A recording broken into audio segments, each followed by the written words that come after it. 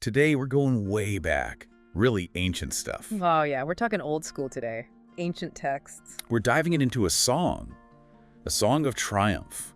And it kind of lays out this whole journey for us. A journey and kind of a snapshot in time, too. Right. And it's all there in the book of Exodus. Chapter 15, to be exact, a key moment in the story of the Israelites, leaving Egypt. Yeah, the Exodus. So we've got the Song of Moses and Miriam, plus we've got some other events that happen right after. But, for me, what makes this so interesting is that it's not like a dry historical account. This is poetry. Oh, yeah, for sure. It's poetry set to music. Yeah. Praise. Like capturing this huge moment for a people on the move. Right, exactly. And for you, our listener who's here with us to get to the heart of things, our mission today is to kind of break this passage down, not just tell you the story, but to really grasp what it tells us about that time, those beliefs, and maybe even some of the bigger human themes, the kind of stuff that still resonates with us today. Right, universal themes. Love that. So let's jump right in with the Song of Moses. The opening verses, those first lines, they just drop you right in the middle of the action, don't they? Yeah, you're right in the thick of it. It's powerful stuff. Horse and driver, he is hurled into the sea. Like, boom, that's a really striking image of, complete destruction. What do you think? Oh, absolutely. It sets the tone for the whole song, wouldn't you say? For you, the listener, think about it. This isn't just a battle they barely won. This is total annihilation. And then just a verse later in verse 2, you get this intensely personal statement. The Lord is my strength and my defense. He has become my salvation. Like, this isn't just some detached observation. This is someone acknowledging divine intervention in their life. Deeply personal. Totally. And it just builds from there, right? Verse 3, bam, declares, the Lord is a warrior, the Lord is his name. It's a powerful image. God's not just some distant force. He's right there with them, an active participant. Protector. Definitely. And then we get to verses like 4 through 10. This is where we get this vivid picture of what happened to the enemy. Oh yeah, super vivid. Like Pharaoh's chariot and his army, he is hurled into the sea.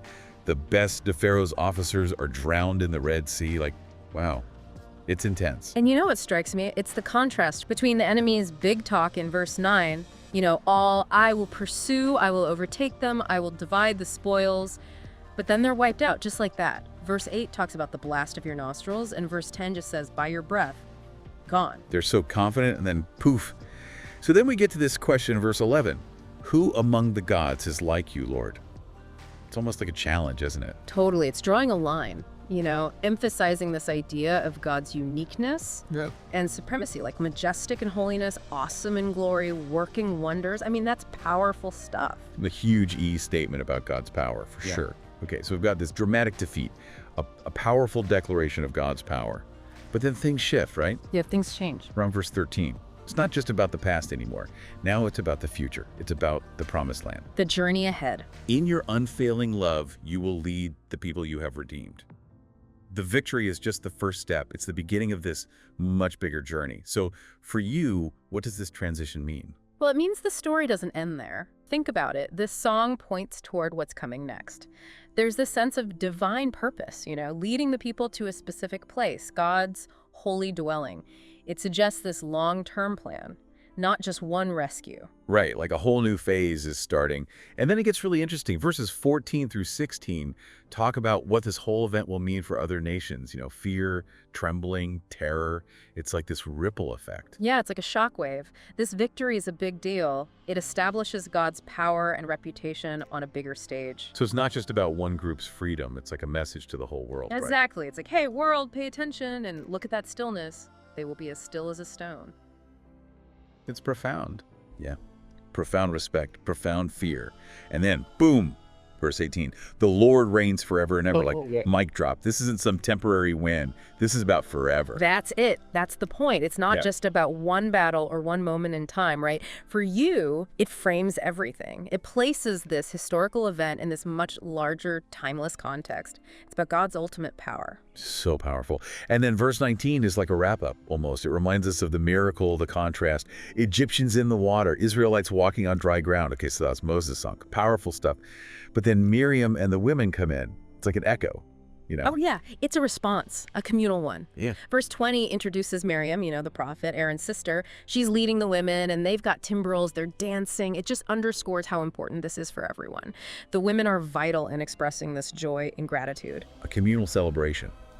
And her song, it's short, but man, it's powerful. Sing to the Lord, for he is highly exalted. Both horse and driver he is hurled into the sea. It's almost like a chorus, repeating that central image, the core of the rescue. That's right. And for you, the listener, think about that repetition. It's intentional. It's like Miriam's giving everyone this memorable short version of Moses' song, making it easy to sing, to remember, to share. It reinforces that core message, that central victory. So powerful. Okay, so they've escaped, they've celebrated. It's not like they just skip off to the promised land. Oh, no, not at all. The very next thing we see is them in the desert, facing hardship.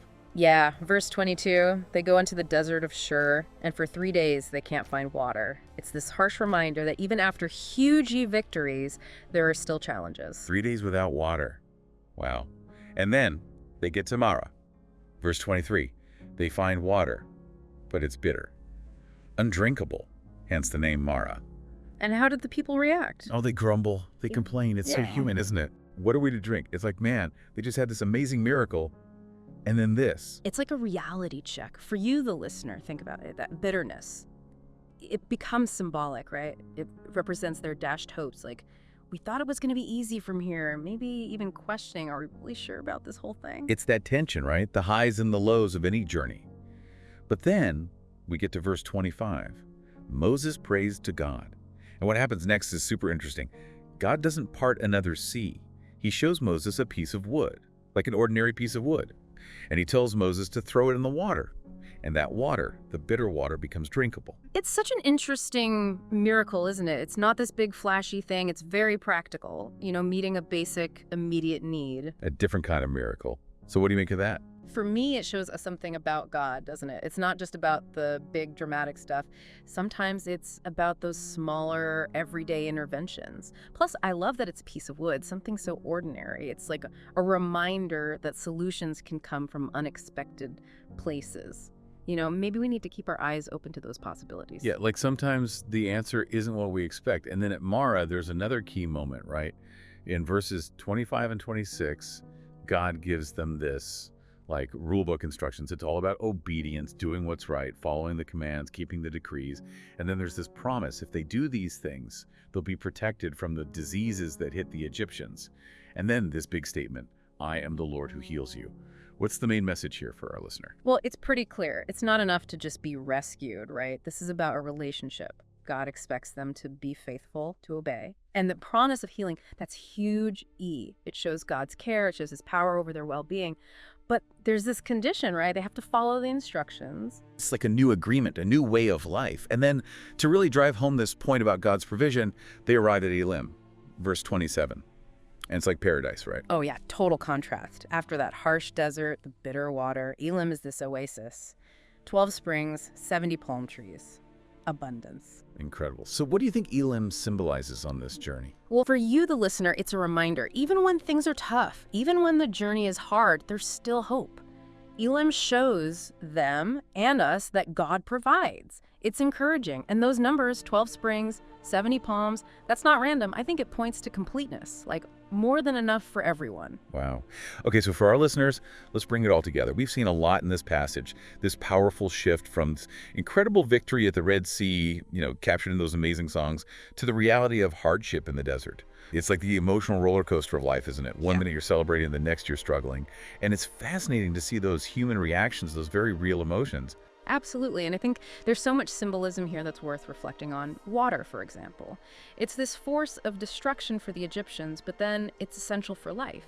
And think about Marah, that transformation. It shows you that things that seem bitter, unusable, they can change. We might just need to look at things differently, Maybe seek solutions in unexpected places. And let's not forget the role of music. Those songs weren't just for fun. They were a way for the people to process this huge event together. Exactly. This passage gives us so much to think about. We see these ancient beliefs about God's power, the ups and downs of a relationship with the divine, and those very real human struggles that come with moving towards a goal. It's clear that the journey isn't always smooth. And that brings us to an important question, doesn't it? How does all of this, the deliverance, the hardship, resonate with you? We all have our own journeys, our own goals, our own struggles. And the story of Marah reminds us that sometimes solutions come from unexpected places. And sometimes we have to persevere, even when we don't understand. So as we wrap up, here's our final thought for you. Think about the bitter waters in your own life. What are those things that seem impossible? And could there be an unexpected piece of wood? A simple solution, a new perspective, maybe even some guidance you weren't expecting. It's definitely something worth pondering. Thanks for joining us for another deep dive.